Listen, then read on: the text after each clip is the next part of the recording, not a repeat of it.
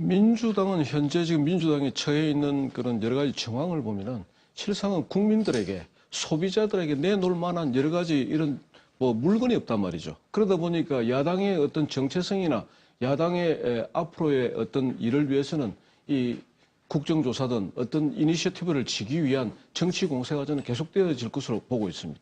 예. 또 하나 결국은 국정조사를 한다는 거는 이제 야당이 국정조사를 주장하는 이유는 일단 검찰 조사가 뭐 성실하게 이루어졌다고 한다면은 더 이상 뭐 첨언할 내용은 없지만 이 국정조사를 요구한다는 것은 국민적인 어떤 시각에서 국정원의 활동에 대해서 한번 파헤쳐보겠다. 예, 파헤쳐보겠다 이런 건데 그러나 이제 그렇게 파헤치더라도 저는 어떠한 경우도 북한과 지금 대치하고 있는 안보 상황에 있어서 국정원 본래의 업무 또 그 부분에 있어서는 조금 분리해서 예. 저는 다뤄줘야 되겠다 이렇게 말씀드리고 싶습니다. 네, 한 가지 더. 사실 저도 그렇게 생각합니다. 실상은 정부조직법 이제 이 개편안에 이제 17일 날 여야가 합의를 했는데 그것은 결국은 지금 현재 경제 안보 이러는 가운데서 왜 정치권은 계속 싸우기만 하느냐 이런 국민들의 그 비판 여론을 이거 무시 못한단 말이죠. 그러다 보니까 이제 대통령은 이제 원한 고수라는 이런 걸 좀 얻게 되면서 또 이제 민주당은 공정방송의 어떤 뭐 그런 신뢰를 구축했단 말이에요. 그런데 이제 저는 결론적으로 말씀드려서 이렇게 생각합니다. 이게 이제 방송의 공정성이라는 부분은 이제 뭐 이제 도덕적이고 윤리의 잣대고 그 다음에 이제 미래부로 이관한다 이거는 이제 산업적인 차원이단 말이죠. 네. 돈벌이 차원. 그래서 결국은 이제 도덕이나 윤리의 명분에 어떤 산업적인 이런 걸 지불하게 된 경우가 됐다. 그래서 실상은 여야 다 이번 기회를 어떤 계기로 삼아가지고 좀 더 콘클라베 같이 이제는 서로가 이제 국민들 이익을 위한 국가의 이익을 위한 이런 어떤 합의를 도출해내는 시스템을 좀 여야가 갖춰줬으면 좋겠다 이런 생각을 가지고 있습니다. 네. 그러다 보니까 특히 이제 주파수 같은 경우에 통신 주파수냐 방송 주파수냐 이런 거는 실상은 뭐 어떤 분은 그럽니다. 라면은 어느 집에서 팔고 떡라면은 또 어느 집에서 판다. 뭐 이런 식으로 이야기가 되다 보니까 실상은 이런 걸 하기 위해서 실상은 이렇게 47일간 국민들에게 고통을 줬느냐. 네. 그리고 아까 배종찬 우리 본부장님도 말씀하셨지만 그 하버드 대학교의 이제 그 MBA 과정에서 조직을 장악하는 방법이 있단 말이죠. 그 과목을 가르치는데 그 과목 공부에 있어서 거기에 기간을 명시하고 있습니다. 그것은 90일 이내에 조직을 장악하고 했을 때 성공하는 CEO, 성공하는 기업이 될 수 있다고 되어 있는데 네. 지금 아까 말씀하신 대로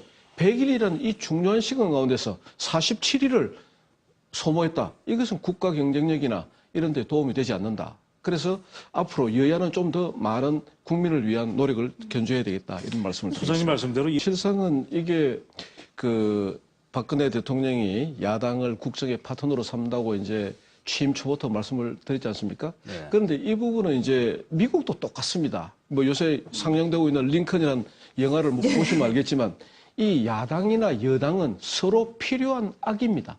필요한 악이라는 건 뭐냐면 반대되는 의견을 개진함으로써 새로운 혁신되는 창조적인 안이 나온다는 거죠. 네. 그러다 보니까 여당에게 야당은 필요한 악이고 야당에게 여당은 또 필요한 악이단 말이죠. 그래서 이렇게 주고받는 거에 대해서 실상은 민생 경제를 위한 국민들을 위한 민생 법안은 아니지만 정치란 이런 것이다라는 것을 국민들이 인정해 줘야 됩니다. 오히려 필요한 부분이다. 예, 필요악이다.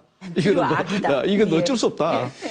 이제 뭐 박근혜 당연하다고 생각합니다. 왜 그러냐면은 지금 이제 여야가 서로 합의를 하면 안 된다는 게 국회 선진화법에 명시되어 있습니다. 네. 거기서 국회 선진화법에 있어서 다수결의 의미를 뭐 한 명이라도 많으면 이기는 다수결로 할 것이냐 아니면 이제 국회 선진화법의 내용은 어떠한 경우도 여야가 합의가 되지 않으면 법안을 상정할 수 없는 입장입니다.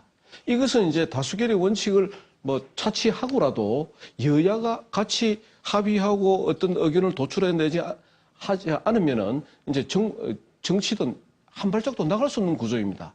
그래서 저는 국회에 대한 박근혜 대통령의 뭐 첫 번째 국정 파트너로 인정하는 그런 부분들이 계속 국정에 스며들 것으로 보고 있습니다. 예. 이러면 그것은 결국은 이제 처음에 안철수 전 교수가 이 정치권의 이제 혜성처럼 나타나게 된 배경이 지난 박원순 시장과 둘이서 단일화를 해줬단 말이죠. 네. 그때 결국은 박원순이라는 이미지에 안철수라는 소통의 이미지가 합해져서 박원순 시장의 당선으로 연결되었단 말이죠. 네. 그렇다고 한다면은 지난번 문재인 후보와 안철수 전 교수와의 간의 어떤 대통령 후보 단일화 문제도 결국은 이미지의 결합이라고 보고 있습니다. 그렇다고 한다면 이번 안철수 교수 입장에서는 이제 새정치 하지만 안철수식 새정치를 이제 보여줘야 될 입장에서 현장에 나가게 되면은 결국은 누굴 만나냐면 지역 주민을 만나게 된단 말이죠. 네. 그럼 지역 주민들 하는 이야기는 바로 그 지역의 발전에 대해서 문의를 한다는 겁니다. 예. 그럼 뭐 창동 어떤 뭐 기지가 어떠니 또 뭐 어떤 뭐 나이 많은 장애자가 많은데 어떻게 처리되냐 이런 문제는 결국은 현장 시정을 이끌고 있는 박원순 시장하고 내가 이렇게 이미지도 맞고 서로 지난번에 내가 도와줬기 때문에 또 박 시장 또 그 정치적으로 관여는 못하지만 심정적으로 또 이렇게 이미지적으로 도와줄 것이다. 그걸 나는 바라고 가지 않았나 이런 생각을 저는 가지고 있습니다. 지금 뭐 새누리당은 이제 공천 신청자가 3명으로 노원병은 압축이 되었고요. 지금 이제 민주당 입장은 저는 굉장히 복잡하다고 생각합니다. 민주당이 후보를 냈을 때 과연 새누리당 후보, 민주당 후보, 안철수 이랬을 때 어느 정도의 득표를 하고 몇 위를 하느냐 이것도 중요하고요. 또 그다음에 민주당이 후보를 내지 않았을 때 새누리당, 안철수 했을 때 또 어느 정도의 득표를 하느냐. 이 둘 다 민주당에게는 딜레마입니다. 만약에 새누리당, 민주당, 안철수에서 만약에 민주당이 3위를 한다고 한다면은 이것은 야권 개편의 신호탄을 스스로 쏘아 올리는 거고요. 또 만약에 민주당이 공천을 하지 않게 되면은 이제 말 그대로 이제 정치 공학적이든 아니든 간에 야권의 단일화를 이루어서 승리를 해냈다. 이렇게 되면 그것도 야권 개편의 신호탄을 쏘아 올리게 됩니다. 네. 그랬을 때 제 생각에 이제 마지막으로 이제 안철수, 박원순, 손학규 이 세 명이 하나의 연대든 신당으로 이어진다고 한다면 야권은 굉장히 경쟁력 있는 야당이 될 것 같습니다. 알겠습니다. 알겠습니다. 오늘